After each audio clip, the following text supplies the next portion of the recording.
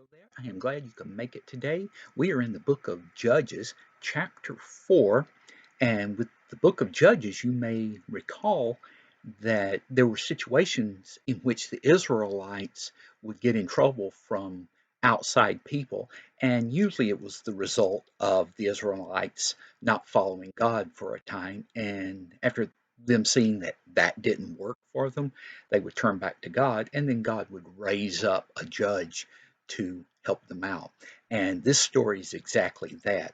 What you had was this king named Jabin. He was not an Israelite, but he was in their business and he was in charge of things. And for 20 years, he was really a pain to them. And the Israelites needed help. Now, of course, there were those who had followed God all along, but it took a while for everybody else to come to the idea or conclude that, we really ought to be following God and He's rescued our people before, He will do it again. Well, at this time, they had something extra that was really good for them. And this is the Israelites. There was a prophet named Deborah. Now, she was held in high regard by everybody amongst the Israelites, and she had a certain palm tree where she was located, and people would come to her for advice. And of course, as a prophet, she was in direct communication with God, and He would pass along things to her. Now, at this time, He passed along a message to her. He named this guy, said, "Go get Barak. I've got a job for him." And so she sent for him to come in. Turns out that the job for Barak, and she tells him this, all right, God's going to be with you. You're going to go up against Jabin and you're going to defeat him. And Barak is a little bit surprised by this. And he says, okay, but I'm not going unless you go with me. And she said, okay, I'll go with you, but you won't get the credit for defeating him. Okay, he seems to be okay with that. And she goes with him. Of course, she's not going to do any fighting, but you see, Brock is scared, and for good reason, because Jabin has this top general named Sisera, and Sisera's got a lot of troops, and he's got 900 iron chariots. And with chariots, you may not know much about them, but chariots back in those days were kind of like us having tanks.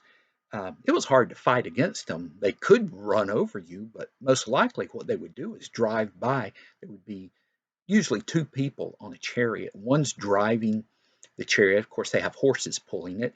And the second one with a bow and arrow just firing arrows into your troops. And it's kind of hard to hit them, but with all your troops bunched up, they could just fire into the group of them and they know they're going to hit somebody. And that would be demoralizing to the troops, knowing that they can hurt us, but we can't hurt them. And he had 900 of these. Well, uh, Jabin's army is off in another part of their territory, so they get wind of what's going on with the Israelites, and they know something's up. The Israelites are about to fight, so they call in their army. Sisera's headed in from the west. Now, the place where Jabin is more to the north. I need to tell you that this is from two different directions because I didn't realize this until I started looking more closely into all of this.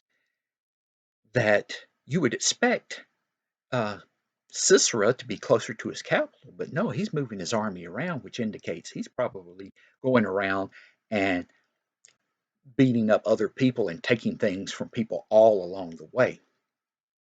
So the Israelites go out, and um, Barak is leading the troops.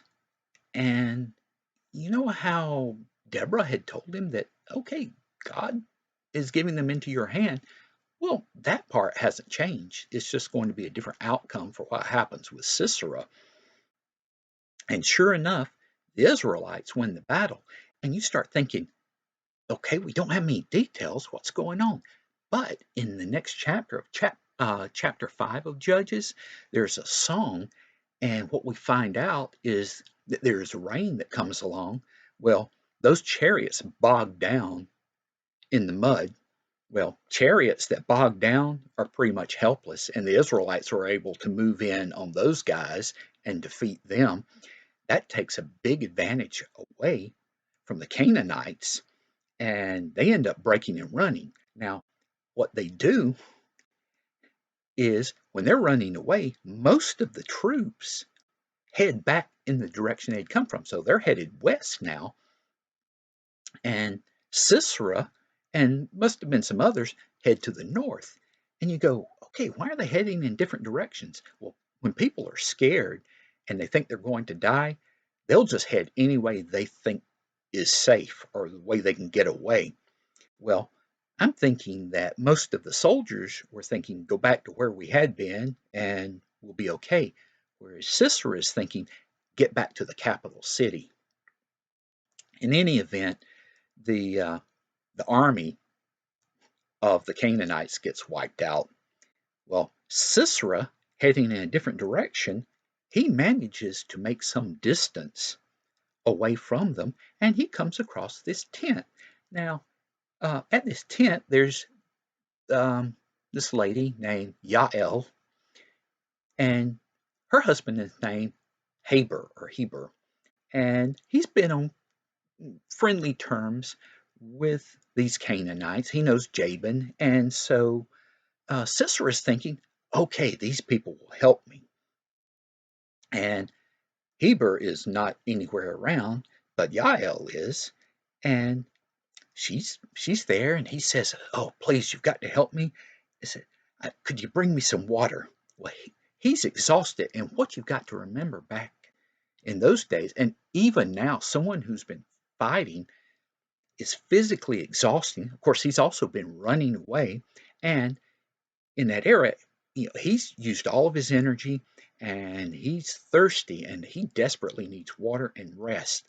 Well, he's taken himself to this point, and he thinks he has some help. He asks for water, and she opens up a skin of milk and gives that to him. And I guess he's grateful for that. That helps with his thirst. But one thing about milk is you may have heard that sometimes when people are having trouble going to sleep, they'll have warm milk and it'll help them get to sleep. Well, that seems to be what this does to him. Of course, he's also exhausted from everything else. And I've heard stories of men in battle having fought for so long and they're so tired, even while they're fighting, they will fall asleep sometimes. And it seems crazy, but it does happen. Well, that's what happens with him. And he had told her, he said, "Oh, if anyone comes looking for me," he's inside her tent now. And he says, "Anyone comes looking for me, you tell them that you haven't seen me." Well, she doesn't agree to that. And he's asleep. Now, what he doesn't realize is that she is from a family group called the Kenites. And the Kenites were related to Moses.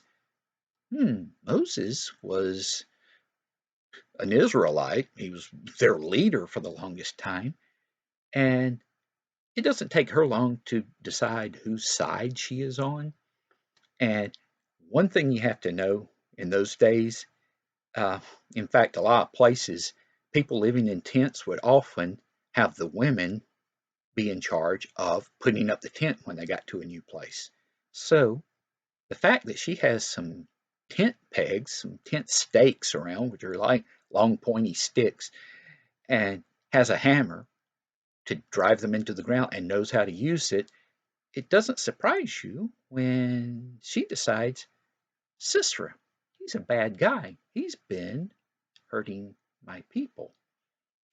And she goes over. Now this gets gross in this. And he's asleep, and she puts the tent stake on there. She's moved over quietly, right over this part of his head. His head's on the ground, and she takes that hammer and hammers his head or nails his head to the ground. Now, the Bible adds something here that it didn't have to have. and it says he died. Well, not a big surprise when somebody puts a tent stake through your head, but just in case you were wondering, he's dead. Well, Barak ends up coming along and he's looking for Sisera, and Yael says, "Oh, he's in here. The guy you're looking for is in here." And they go in and, oh, yeah. Well, turns out Barak doesn't get the big credit for killing Sisera. But again, I think he's okay with that because he's gotten through all of this. And in the end, Israel, at least this part of Israel, has 40 years of peace. So one of the things we see is that after the Israelites suffer for a certain number of years, then God rescues them and they have peace for much longer than they were suffering. Our lesson from all of this is let's avoid the suffering completely by following God right from the beginning. And um, another thing we learn from this is that God can use anyone. You can be someone who's able to fight. You may be someone who doesn't fight. Deborah didn't fight. You can be a man. You can be a woman. God used Yael in this case.